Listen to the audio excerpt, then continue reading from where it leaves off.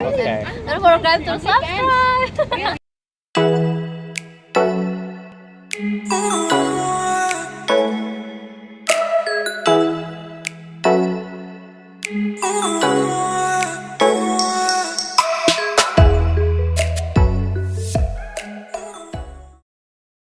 That intro's new. I know it's a little bit weird and a little bit long, but at least it kind of proves that I'm at least talking to girls. I know a lot of the other coaches aren't really talking to a lot of girls, so at least it's evidence of that. It's a beautiful spot here. Beautiful.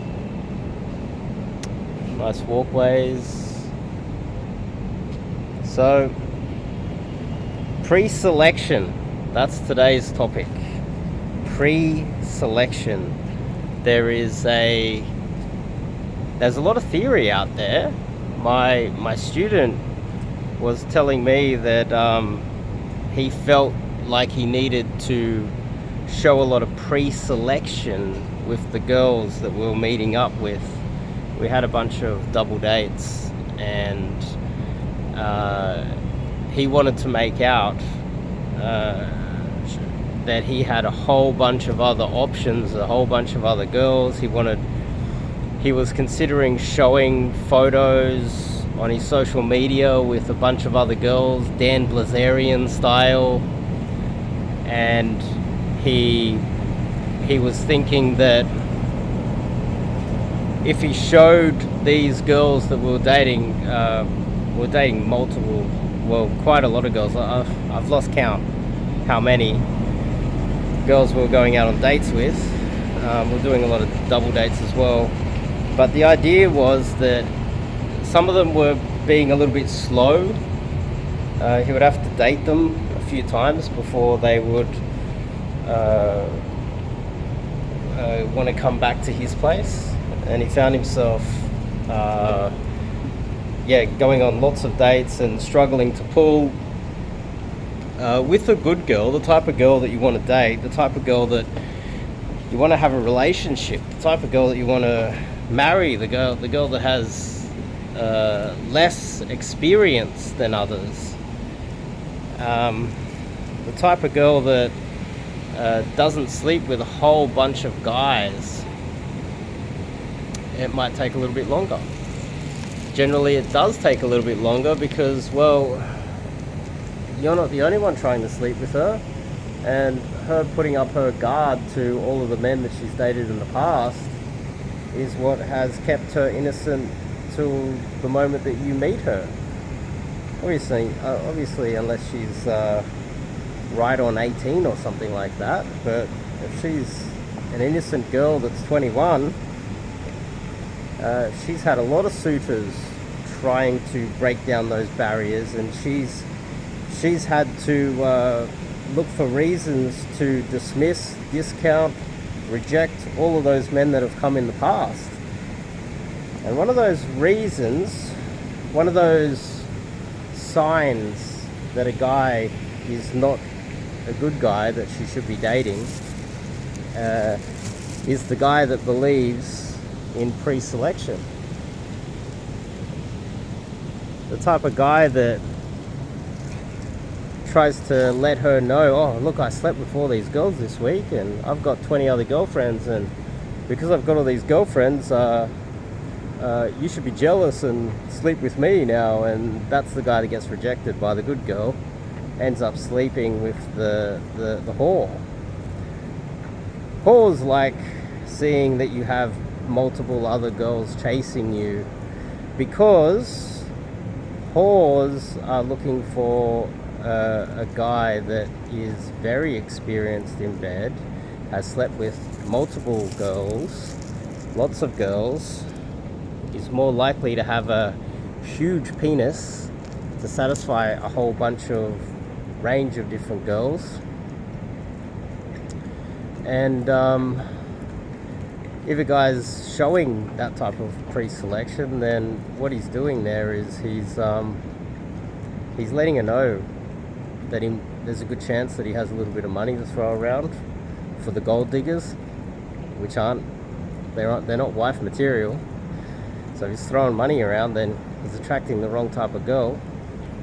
That's mistake one. Mistake two is, what if he is good in bed and he's showing a lot of pre-selection? He's DHVing and pre-selecting and showing that he's got a lot of options out there. The type of girl that's attracted to that has had a lot of experience with other guys, slept with a lot of guys, jumped on the carousel, probably has a large vagina from getting wrecked so much that she has to try and find a guy that's projecting a lot of pre-selection.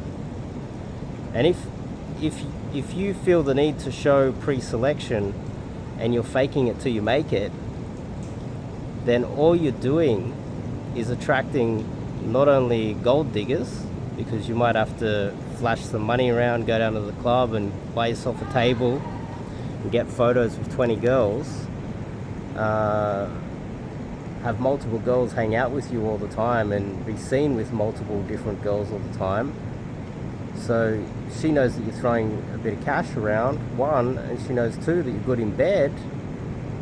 The type of girl that is looking for a guy that is good in bed, actually looking out for it and looking for pre-selection, is the type of girl that has run the carousel so much that she's sick of sleeping with guys where, I don't know how experienced you guys are, but I think I'm right up there with the top most experienced normal human beings, not superstars, obviously, not rappers or Wilt Chamberlain or anything like that, but normal people that have a lot of success, that aren't rich and aren't super good looking and famous, right? There's been so many really hot girls that I've pulled not only from the nightclubs but through social circle, etc., where I've had some sort of status, and I've got them home and there's a large vagina there. The girls had a lot of experience, and we both are like, during sex, looking at each other like, I'm thinking to myself, you've run the cock carousel. She's looking at me like, you've got a small dick, and only one of us is right, and that's me, because I promise you that all virgins can have a universal vagina. The cock carousel girls need a unique type of penis, a very large one.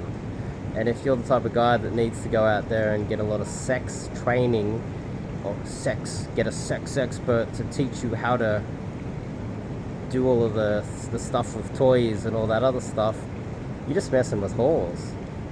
And you're going to struggle for the rest of your life if you're DHVing and messing with whores. If you make a hoa housewife, you're going to find yourself living in a world of pain, because they're the girls that destroy your life. They're the girls that are perpetually unsatisfied. And we go back to my experience, and I just look at them, I'm like, whoa. And they look at me, well, whoa. We have an agreement. She thinks the agreement is I've got a small dick, and I know that the agreement is that she's run the cock carousel. And we're happy to never see each other again. And so she's like, after that bad experience, I need to look for signs that the next guy I sleep with is better in bed and has at least 8 inches and really thick. Now, where's she going to find that? She's going to start looking for pre-selection, logically, right? She's going to start thinking, okay, this guy's got photos with 20 girls. He's down the clubs all the time. This guy must be hung. So I better lock in one of those because the issue is, with every size upgrade that a girl gets, it gets a little bit more damage and she needs another size upgrade. Next year it's 9 inches. Next year after that it's 10 inches. And then there comes a point where she marries a guy and she just can't enjoy sex anymore, and that's where those stories come from. The guy that marries one of those girls and can't enjoy sex anymore. The guy that marries the girl that is inexperienced, they're the relationships that last. So I kind of went on a few tangents that are all connected here, and hopefully that makes sense. The ultimate point that I'm trying to make here is that the guys that talk about pre-selection and you need a photo with a lot of girls, they're just banging whores. If you want to bang whores, that's fine. Go down the red light district and buy yourself a $2 hooker. That's fine. Make a hoe a housewife. If you're looking for a real good girlfriend that hasn't run the carousel, isn't swiping right on Tinder every night, doesn't have STDs, doesn't have all the mental problems and issues with pair bonding and disrespecting men and having mental illnesses, all of these problems that are associated with running the carousel, large vagina, and looking for the type of guys that pre-select themselves by going out there and trying to make out that they're some sort of a player so they can attract women. These are the guys that get the wrong girls. These are the guys that they're all face. They're all, in Australia we call it all show and no go. The guy that turns up in a hired Ferrari and then goes home to a cardboard box to live in. You know, the guy that takes photos with girls in Hooters bars to try and make out he's a player and then goes home and searches Pornhub alone on his mattress sitting on milk crates.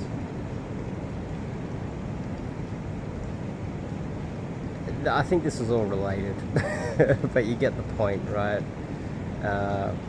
And the ultimate moral to this story is, firstly, you don't need to be pre-selecting. You're just going to attract whores. Two, the best way to meet girls is through cold approach, day game cold approach, because they're not in the clubs with all the hoes, they're not on Tinder with the hoes, they're not looking at your social media with all the other hoes. They're not in any of those areas. They're never to be seen there. So how do you find them? Through cold approach day game. That's the best way to meet them. And that's how you meet your girlfriend. That's how you meet your future wife. And if you find yourself sleeping with a lot of girls, and I've heard the story, I slept with so many girls and I'm feeling lonely. It's a bit of a cliche. It's because you're sleeping with hoes. You're not building an emotional connection with girls that cannot pair bond. They're running the carousel. Every night you pull another one back and your entire pelvis falls into this black hole and you're like, whoa! You get sucked into the black hole. Trust me, I've been there a few times. I start questioning my life decisions at that point. That's where day game comes in. It solves that problem. So top link in the description. Check out the website and get some cold approach coaching with myself. I also red pill the hell out of my students, which will prevent you from marrying the wrong girl. I give you all the tools to identify those girls, and whatever you spend on coaching, depending on how much money you have, you save 50% of your income by not marrying the wrong girl, by getting red pilled by me and learning cold approach, learning how to find a proper, good wife material girl. So anyway, I'm here with a bunch of students right now in a beautiful place, doing day game every day, meeting good, innocent girls, and learning to identify the bad ones and ditching them fast. I'll see you guys in the next video.